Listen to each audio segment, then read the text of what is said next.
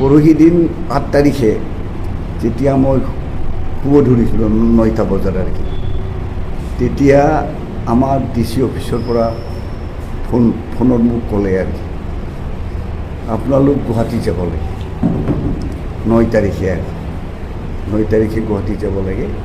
এই আমাৰ medical college আৰু ৰূপনাথ ব্ৰহ্ম চিভিল হস্পিটেলৰ ওপৰত যিটো সমস্যাই দেখা দিছে আমাৰ মাজত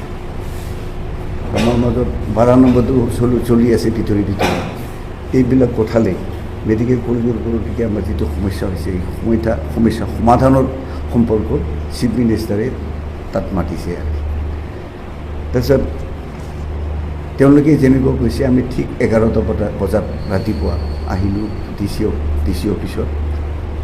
তাৰ পৰা আমি 12টামান বজাত গুৱাহাটীলৈ যাত্ৰা আৰম্ভ কৰোঁ আৰু গৈ পাওঁগৈ মানে প্ৰায় 8টাই বাজিছে, 7:30 8টামান আৰু তাৰপিছত গৈ আমি দেখা পালোঁ আমাৰ বাহিৰেও তাৰমানে আমি ছিনিয়ৰ চিটিজনৰ তৰফৰ পৰা আমি 6জনমান গৈছোঁ। আমাৰ বাহিৰেও বহুতকেইটা অৰ্গেনাইজেশ্যনৰ মানুহ আছিল আৰু প্ৰমীলা বাইদেউ আছিল।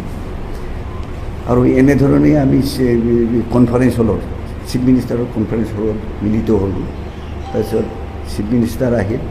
চিফ মিনিষ্টাৰ অহাৰ পিছত আমাৰ প্ৰমীলা বাইদেউ আৰু তেওঁৰ সংগীবৃন্দ মেমৰেণ্ডাম ছাবমিট কৰিলে। তাৰপিছত চিফ মিনিষ্টাৰে ক'লে কওক আপুনি এই যে মেমৰেণ্ডাম দিছে এইটো আপুনি মুখে মুখে কওক শুনো। তাৰপিছত বাইদেৱে ক'লে অলপমান লাম্বাকৈ কৈছে। তাৰপিছত এই বাইদেউৰ যিটো নেকি থুলমূল অপিনিয়ন, তেওঁ যিমানবিলাক কথা কৈছে ইয়াত থুলমূল অপিনিয়নটো এইটোৱেই, ৰঘুনাথ ব্ৰহ্ম চিভিল হস্পিটেল আৰু কোকৰাঝাৰ মেডিকেল কলেজ দুয়োটাৰ ওপৰত আমাৰ ইম'চনেল এটাচমেণ্ট আছে। গতিকে আমি দুয়োটাকে থকাটো বিচাৰোঁ। থুলমূল এইটোৱেই আৰু কি সাৰমৰ্মটো আৰু। তাৰপিছত চিফ মিনিষ্টাৰে ষ্টাৰ্ট কৰিল। তেওঁ ক'লে প্ৰথমতে একে নেগেটিভ এটিচিউড লোৱা বুলি আমি ভাবিছিলোঁ, কিন্তু নেগেটিভ নহয়। তেখেতে ক'লে আপোনাৰ দুয়োটা কেতিয়াও হ'ব নহয়। যদি এইটো অৱস্থাত আপোনালোকে চিভিল হস্পিটেলটো বিচাৰে তেতিয়াহ'লে নিশ্চয় আপোনালোকে এই কিবাটো ৰঘুনাথ ব্ৰহ্ম চিভিল হস্পিটেলটো মাৰ্চ আপ কৰিব লাগিব। আৰু ক'লে আমাৰ যিটো নেকি মিনিমাম ভিজিটৰ লাগে এখন মেডিকেল কলেজত, এইটো এতিয়ালৈকে হোৱা নাই, 200 পাৰ হোৱা নাই। অৱশ্যে কিছুমানে তেতিয়া 600লৈকে যোৱা বুলি কৈছে, কিন্তু আমি জনাত 200 বেছি হোৱা নাই আৰু এইটো এটা তেখেতে কোৱা মতে আৰু কি মই চিভিল হস্পিটেলটো উঠি যাব লাগে এইটো মই নকওঁ, এইটোও থাকিব লাগে আৰু মেডিকেল কলেজো হ'ব লাগে। কিন্তু এই দুটা যদি আমি বচাই ৰাখিব লাগে তেতিয়াহ'লে আমি চবেই লগ লাগি কাম কৰিব লাগিব। লেটাৰটো আহিলে তেতিয়া তাতে লিখা আছে RNB civil hospital will be amalgamated with Kokrajhar medical college, clearly লিখা আছে। মই নাজানো, পলিটিকেল পাৰ্টিৰ মই মানুহ নহওঁ, গতিকে তাকো খুচৰিব নাযাওঁ। আৰু তাৰপিছত ৰিচেণ্টলি স্পীকাৰ আহোঁতে মিটিঙত মই নাছিলোঁ, তাৰপিছত DCৰ মিটিঙত মই আছিলোঁ। DCৰ মিটিঙৰ সময়ত মই কথাটো অলপ ইলাবৰলি কৰাৰ সুবিধা পাইছিলোঁ, কিয়নো নলবাৰী মেডিকেল কলেজৰ যিটো প্ৰিন্সিপাল তেওঁ মোৰ ক্লাছমেট আছিলে, মই চালিজাৰে চাইছোঁ। তেজপুৰ মেডিকেল কলেজ হোৱাৰ পিছত তেজপুৰৰ শ্বহীদ কনকলতা চিভিল হস্পিটেলখন তেওঁলোকে গহপুৰলৈ ৰিচিভ কৰিবলৈ বাধ্য হ'ল। গহপুৰত তেওঁলোকে ডিষ্ট্ৰিক্ট হস্পিটেল পালে 200 বেডেড। নলবাৰীত আমাৰ ৰাইজে আপত্তি কৰিছিলে, কিন্তু তাতে তেওঁলোকৰ যি জয়ন্ত মল্ল বৰুৱা মিনিষ্টাৰ আছে তেওঁৰ ইনিচিয়েটিভত এটা ভাল কাম কৰিলে। তেওঁ কৰিলে কি, শ্বহীদ মুকুন্দ কাকতি চিভিল হস্পিটেলখন চিভিলটো কাটি পেলাই তেওঁ কিবা কৰিলে চিটি হস্পিটেল নাম দিলে, Swahid Mukunda Kakati city hospital with মানে মডাৰ্ণ হেল্থ কেয়াৰ ফেচিলিটিজ দি পেলাই তেওঁ এইটো খুব সম্ভৱ 100 বেডেড কৰিছে। মই কৈছিলোঁ বাইদেউ যদি as per norm civil hospital নাথাকে তেতিয়া আমি যুঁজি পেলাইতো আমি নোৱাৰিম। গতিকে এনেকুৱা কৰিলে কেনেকৈ হয়। মোৰ ব্যক্তিগতহে এইটো, মোৰ কিবা নহয়, কাৰো প্ৰতি মোৰ ৰাজহুৱাভাৱে মই ক'ব খোজোঁ মোৰ ব্যক্তিগত ফিলিংছ।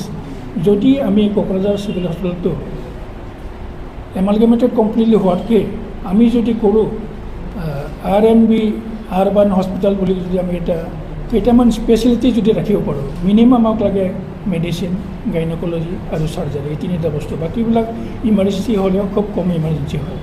গতিকে মই কৈছিলোঁ তেতিয়া বাইদেউ এইটো কথাত দুখ পাইছে মোক কৈছে তুমি নামটো কেলি বন্ধ কৰিলা চেঞ্জ কৰিলা RNB চিভিলৰ নামটো তো মই নিমাদে কৈছোঁ আৰু মোতকৈ ছিনিয়ৰ মানুহ তেওঁলোকে ৰাজনীতি কৰা মানুহ তেওঁলোকৰ লগত কথাটো মই ফেৰ মাৰিব নোৱাৰোঁ কিন্তু মই বাইদেউ মই ব্যক্তিগত কথাই কৈছোঁ যদি তাত কাৰোবাৰ আপত্তি আছে কোনোবাই নামানে মই ক'বলগীয়া একো নাই মই কাকো প্ৰেছ কৰিব নোৱাৰোঁ যিয়ে নহওক কথা পাতিছিলোঁ খুব যেতিয়া DC তাতে মিটিং হৈছিলে প্ৰিন্সিপাল আহিছিলে ছুপাৰিণ্টেণ্ডেণ্ট আহিছিলে আৰু পেথলজি মাইক্ৰ'বায়'লজিৰ প্ৰফেচাৰজন আছিল তেওঁলোকক মই এটা প্ৰপ'জাল দিছিলোঁ আপোনালোকে পেচেণ্ট নাই বুলি কৈছে কিন্তু আমাৰ গাঁৱৰ মানুহ এতিয়াও নাজানে what are the facilities available in the hospital এইটো আমাৰ নলেজত নাই এতিয়াও গতিকে আপোনালোকে এৱাৰনেছ কৰক গাঁৱত গৈ পেলাই দুই এটা বা হেল্থ কেম্প পাতক আপোনালোকে বা আপোনালোকে হেল্থ চেকআপ কৰক গাঁৱে গৈ পেলাই এতিয়া অট'মেটিকলি মানুহে জানিব তাতে বুজাই দিয়ক আপোনালোকে আমাৰ এইখিনি বৰ্তমান আমাৰ এইখিনি ছাৰ্ভিচ এভেইলেবল আছে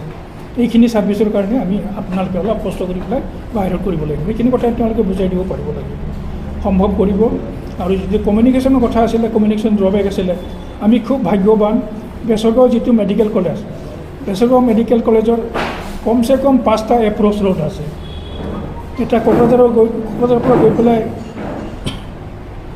এইটো কাকৰিগুৰি হৈ পেলাই এটা দেৱৰগাঁও হৈ পেলাই গঠি মেমৰাং হৈ পেলাই এটা ইউনিভাৰ্চিটিৰ বেক চাইডত গৈ পেলাই এটা ৰাউড আছে এটা চিমৰগাঁও চাইডৰ পৰা ঘালুগাঁও হৈ পেলাই আহিব পাৰিব দতমাৰবিলাক ভাতামাৰি সোমাব পাৰিব আৰু আমাৰ এইফালে টেকন'বাবাদী হৈ পেলাই বা তেনেকৈ এটা ৰাস্তা ধুনীয়াকৈ গৈ আছে গতিকে এটা আমি কওঁ আমি কাকত দায়দক নিদিওঁ এইটো প্ৰপাৰ প্লেচত আমি মেডিকেল কলেজটো পাইছোঁ ইটছ এ পিকচাৰাছ লোকেশ্যন গতিকে আমি অলপ ধৈৰ্য ধৰি অলপ সহযোগ কৰিলে মই মোৰ ফালৰ পৰা ব্যক্তিগত ফালৰ পৰা মই সেইটো কথা কৈছোঁ নিশ্চয় আমি এদিন হৃষ্টপুষ্ট মেডিকেল কলেজ দেখিবলৈ সক্ষম হ'ম ধন্যবাদ